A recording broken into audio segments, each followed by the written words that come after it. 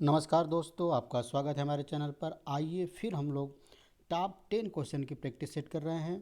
तो आइए पहला क्वेश्चन देखते हैं। पहला ही क्वेश्चन आप देख रहे हैं कि आरआरबी चंडीगढ़ 2003 का आया हुआ क्वेश्चन है।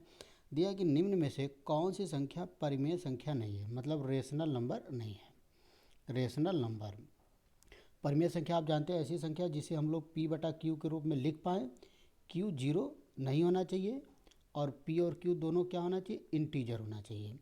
तो आप देख रहे हैं कि पहला ऑप्शन दिया पाई। तो आप जानते हैं कि पाई एक परिमेय संख्या नहीं होती, क्योंकि पाई एक सिंबल की तरह प्रयोग होता है। अगर पाई का मान 22/7 दिया है तब तो इसे हम लोग परिमेय संख्या बोलेंगे, लेकिन पाई दिया हुआ है तो पाई को हम लोग अपरिमेय बोलेंगे, क्योंकि पाई यहाँ पर एक सिंबल की तरह यूज हुआ है। दूसरा, अंडर रूट में 11 दिया है तो कड़ी में 11 भी हमारी पी बटा क्यू के रूप में हम लोग नहीं लिख पाए, ये भी हमारा परिमेय संख्या नहीं है। 2.138 2 6 डाट डाट डाट आप देख रहे हैं ये इनफाइनाइट टर्म तक जा रहा है, इसीलिए हम लोग इसको भी पी बटा क्यू के रूप में नहीं लिख सकते हैं, इसलिए हमारी ये भी परिमेय संख्या नहीं होगी। तो पहला ऑप्शन भी परिमेय नहीं है, दूसरा भी परिमेय नहीं है, तीसरा भी परिमेय नहीं है। तो D option none of these है, तो हम लोग का आंसर हो जाएगा डी। आइए अगला क्वेश्चन देखते हैं। आइए दोस्तों, अगला क्वेश्चन दिया हुआ कि प्रथम अभाज्य संख्या क्या है। आप देख रहे हैं कि आरआरबी जम्मू कश्मीर 2003 का क्वेश्चन है।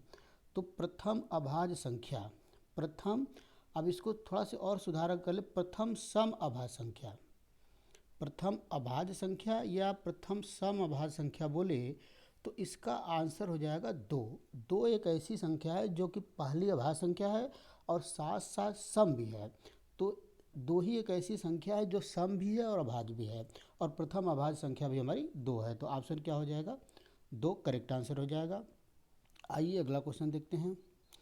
आइए दोस्तों, अगला क्वेश्चन भी देखिए, आरआरबी चंडीगढ़ 2003 का क्वेश्चन है। क्या दिया है, निम्न में से कौन सी संख्या अभाज्य संख्या है। तो अब देखिए, किसी भी संख्या को हमको चेक करना है कि वो संख्या अभाज्य संख्या है या नहीं है। तो इसका रूल क्या होता है कि जैसे 133 दिया है तो हम लोग 133 का वर्गमूल निकाल लेंगे 133 का लगभग में। तो आप जानते हैं कि 11 का वर्गमूल होता है 121 और 12 का होता है 144। तो इसका वर्गमूल लगभग 11 के लगभग आएगा। जो इसका वर्गमूल आएगा 133 का लगभग 11 आएगा। तो अब क्या करेंगे, 11 से छोटी सभी अभाज्य संख्या, अगर 11 से छोटी जितनी भी अभाज्य संख्या है उन सब में किसी से भी अगर 133 कट रहा है तो यह अभाज्य नहीं होगा। अगर कट जा रहा है तो यह भाज्य होगा, अगर नहीं कट रहा तो अभाज्य होगा। तो 11 से छोटी सभी अभाज्य संख्या हमारी 1 है, 2 है, 3 है, 5 है, 7 है और 11 है। तो क्या हम लोग चेक करते हैं कि इस सब में किसी से कट रहा है। तो एक तो चेक करने की ज़रूरत नहीं, क्योंकि एक से सभी नंबर कट रहे हैं। 2 से नहीं कट रहा है, 3 से नहीं कट रहा है, 5 से नहीं कट रहा है, 7 से देखते हैं। 7 से जब 133 में भाग देंगे तो 7 एकम 7, 6 बच गया, 7 नंबर 63। तो इसका मतलब 7 से यह नंबर कट रहा है, तो इसका मतलब ये अभाज्य नहीं होगा। तो अभाज्य चेक करने का नियम क्या है कि जो भी, जैसे 221 दिया हुआ है तो हम लोग 221 का वर्गमूल लेंगे लगभग।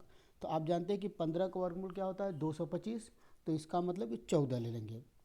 अब 14 से छोटी सभी अभाज्य संख्या, अगर किसी से 14 से छोटी सभी अभाज्य संख्या में से किसी से भी अगर 221 कट जा रहा है तो इसका मतलब ये अभाज्य नहीं होगा। तो इस तरह आप जब चेक करते जाएंगे तो आप देख रहे हैं कि 221 भी कट रहा है, 247 भी किसी किसी से कट रहा है और 133 भी कट जा रहा है। तो इसका मतलब इसमें सारी संख्याएं भाज्य है, कोई भी अभाज्य नहीं है। तो इसका ऑप्शन हो जाएगा नन ऑफ दीज हो जाएगा, नन ऑफ दीज। तो आइए अगला क्वेश्चन देखते हैं। आइए दोस्तों, अगला क्वेश्चन मुंबई टीए 2003 का क्वेश्चन पूछा हुआ, आरआरबी दिया कि 5 अंकों की कितनी संख्याएं संभव है।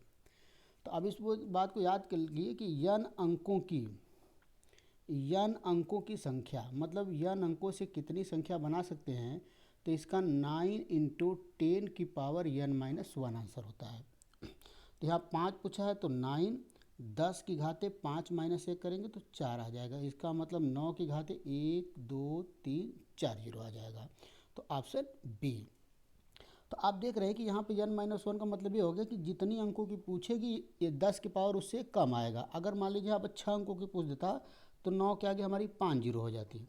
अगर 4 अंकों की पूछ देता तो 9 के आगे हमारी 3 जीरो हो जाती। तो मतलब जितनी अंकों की संख्या पूछेगी 9 के आगे उससे एक कम जीरो लगा देंगे। तो ऑप्शन इसका क्या हो जाएगा, बी करेक्ट आंसर। आइए अगला क्वेश्चन देखते हैं। आइए दोस्तों अगला क्वेश्चन हम लोग देख रहे हैं कि क्वेश्चन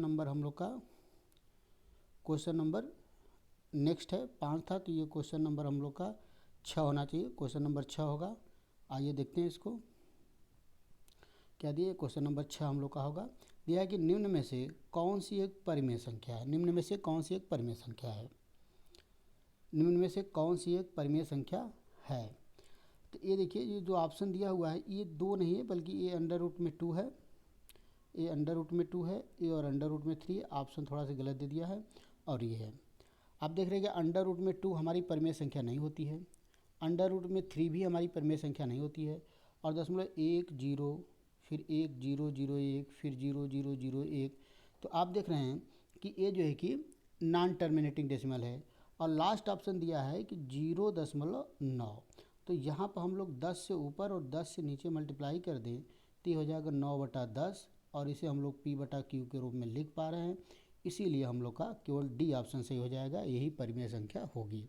आप देख रहे हैं कि RRB भुवनेश्वर ASM 1997 का क्वेश्चन था, तो आंसर क्या हो जाएगा, डी आंसर करेक्ट हो जाएगा।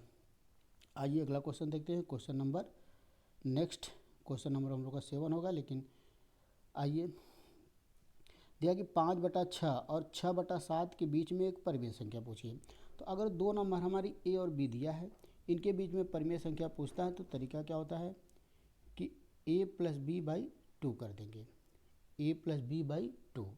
तो यहाँ 5/6 प्लस 6/7 को जोड़कर आधा कर देंगे, तो यहाँ पर क्या हो जाएगा, 6 और 7 का एलसीएम कितना हो जाएगा, 42, और यहाँ पर हमारा हो जाएगा 6 7 42, तो 7×5 = 35 प्लस 6×6 = 42 36, और बटा में 2 नीचे रहेगा ही, तो जोड़ते हैं 6×5 = 11, 3×3 = 6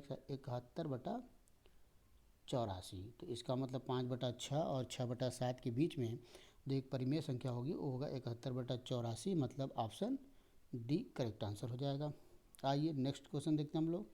अगला क्वेश्चन हम लोग का, निम्न में से कौन सी संख्या 6 से विभाजित है। तो आप जानते हैं कि 6 का नियम, 6 का हम लोग कोई रूल नहीं जानते हैं, लेकिन 6 को 2×3 2 फैक्टर में ब्रेक कर देंगे, 2 को प्राइम फैक्टर में ब्रेक कर देंगे। अगर कोई संख्या 2 से विभाजित है और साथ साथ 3 से विभाजित है, तो वो संख्या 6 से भी विभाजित होगा। तो सबसे पहले 2 का नियम हम लोग जानते हैं कि अगर किसी संख्या का आखिरी अंक 2 से विभाजित है तो वो पूरी संख्या भी 2 से विभाजित है। तो चारों ऑप्शन में आप देख रहे हैं कि सबके आखिरी अंक 2 से विभाजित है। तो अब इससे हम लोग डिसाइड केवल 2 से नहीं कर सकते, तो हमको 3 से चेक करना पड़ेगा। और 3 का रूल होता है कि अगर किसी संख्या के सभी अंकों का अगर 3 से विभाजित है तो वो संख्या 3 से विभाजित होती है। तो देखते हैं हम लोग, 6 4 10, 3 13, 13 2 15, 1 16, ये 3 से नहीं होगा। 8 4 12, 12 3 15, 15 2 17 और 1 18, ये 3 से विभाजित हो रहा है, 2 से भी है 3 से भी है, इसका मतलब कि ऑप्शन बी करेक्ट हो जाएगा। और ऑप्शन चेक करने की ज़रूरत नहीं, क्योंकि हमको पता है कि कोई न कोई आंसर सही होगा। आप देख रहे हैं कि RRB ग्रुप डी का क्वेश्चन था। आइए अगला क्वेश्चन देखते हैं। अगला क्वेश्चन हम लोग का है, आइए दोस्तों देखते हैं अगला क्वेश्चन। नेक्स्ट क्वेश्चन हम लोग का दिया कि 2 अंकों की सबसे बड़ी और सबसे छोटी अभाज्य संख्या का अंतर क्या होगा। तो 2 अंकों की सबसे बड़ी संख्या होती है अभाज्य संख्या 97, और सबसे छोटी संख्या अभाज्य होती है 11, और दोनों का डिफरेंस पूछा है तो 686, ऑप्शन डी। आप देख रहे हैं कि RRB NTPC 2018 का क्वेश्चन। तो इस बात को आप याद कर लीजिए, जब भी 2 अंकों की सबसे बड़ी अभाज्य संख्या पूछेगी तो आंसर हमारा 97 होगा, और जब 2 अंकों की सबसे छोटी अभाज्य संख्या पूछेगी तो हमारा 11 होगा। SSC में भी क्वेश्चन पूछ दूंगा, केवल यही पूछा हुआ है कि 2 अंकों की सबसे बड़ी अभाज्य संख्या क्या होगी, 4 ऑप्शन दिया रहेगा, तो उसमें ऑप्शन हमारा 97 सही हो जाएगा। आइए अगला क्वेश्चन देखते हैं। अगला क्वेश्चन है कि 1 से 100 तक की गिनती में 2 दहाई के स्थान पर कितनी बार आएगा। तो आप इस बात को याद कर लिए, जब 1 से 100 तक की गिनती हम लोग लिखते हैं तो दहाई के स्थान पर सभी अंक, 2 की बात ना किया जाए, सभी अंक जो है कि 10 बार आते हैं, सभी अंक 10 बार आते हैं। 1 से लेकर 100 तक की गिनती जब लिखेंगे तो दहाई के स्थान पर सभी अंक 2 बार आते हैं और इकाई के स्थान पर भी सभी अंक 10 बार आते हैं। इसीलिए हम लोग बोलते हैं कि 1 से 100 तक की जब गिनती लिखा जाएगा तो सभी अंक कितनी बार आ जाते हैं? 20 बार। सभी अंक कितनी बार आ जाते हैं? 20 बार। लेकिन इसमें केवल दहाई के स्थान पर पूछा है तो आंसर हम लोग का क्या होगा? 10 बार correct answer, C answer correct हो जाएगा। आइए नेक्स्ट क्वेश्चन देखते हैं। आखिरी क्वेश्चन हम लोग का लास्ट है आज का। दिया है कि 3, 7, 0 और 9 से बनी 4 अंकों की सबसे बड़ी संख्या और सबसे छोटी संख्या का अंतर क्या होगा। तो आप जानते हैं कि 4 अंकों की हमको संख्या बनानी है दोस्तों। तो इकाई, दहाई, सैकड़ा, हज़ार। तो 4 अंकों की सबसे बड़ी संख्या बनानी है तो हज़ार की जगह पर सबसे बड़ा नंबर रखना पड़ेगा। तो यहाँ पर हम लग सकते हैं 9, फिर उससे छोटा यहाँ पर 7, फिर यहाँ पर 3 और यहाँ पर 0। और अगर हमको सबसे छोटी संख्या बनानी है तो हज़ार की जगह पर सबसे छोटा नंबर रखना पड़ेगा और सबसे छोटा अंक 0 है। लेकिन अगर यहाँ पर हम लोग 0 रख देते हैं तो ये हमारी 3 अंकों की संख्या हो जाएगी। इसीलिए हमकी मजबूरी है कि यहाँ पर हम लोग 0 नहीं रख सकते हैं। तो हम लोग रखेंगे यहाँ पर 3, फिर 0 रख सकते हैं, फिर 7 और फिर 9। तो सबसे बड़ी संख्या हमारी आएगी 9, 7, 3, 0। सबसे छोटी संख्या 3, 0, 7, 9। घटा दिया जाएगा। 10 में से 9 गया 1, 12 में से 7 गया 5, 6 और 6,651। Option D. आप देख रहे हैं कि आरआरबी ग्रुप डी 2018 क्वेश्चन था। तो आज के सभी क्वेश्चन हम लोग का रेलवे का क्वेश्चन था। तो आप देख रहे हैं कि जितने भी प्रैक्टिस सेट हम लोग कर रहे हैं, आरआरबी रेलवे हो गया, चाहे एसएससी हो गया, मतलब कोई भी एग्ज़ाम हो गया, आप देख रहे हैं कि सभी क्वेश्चन हम लोग कर रहे हैं।